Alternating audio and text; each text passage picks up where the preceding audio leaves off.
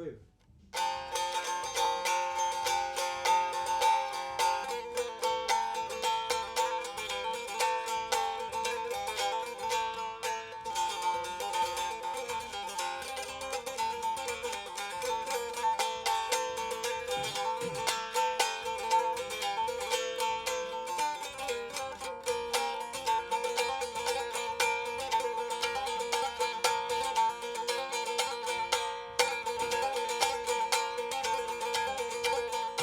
Devlet gelse Koçyiğit'in başına,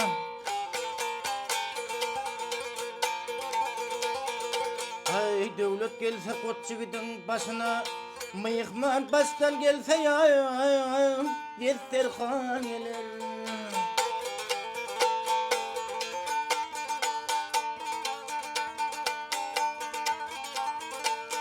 Ay Hudanı bir bilen pirin karşına ya Zebur Tevrat İncil hem Kur'an gelir.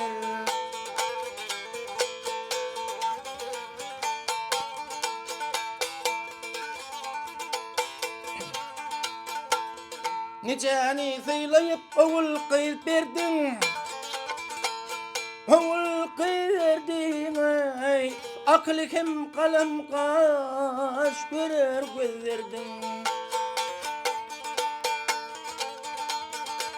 Ay ay ay kimseye oğulun kime söz verdin ay hakkı yetirse ay cana can gelir.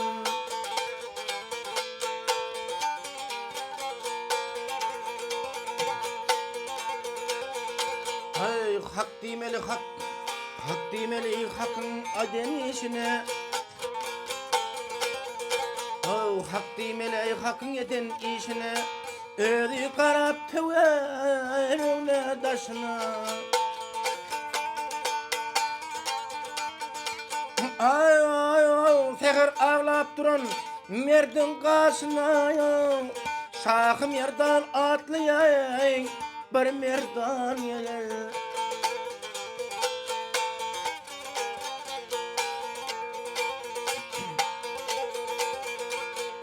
Seher dua kılgıl hak nazarına.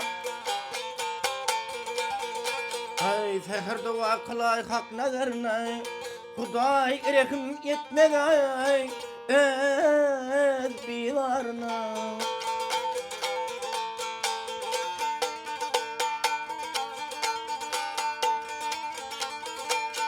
Ay ay ay mavtum mulu barsan can padarina ya.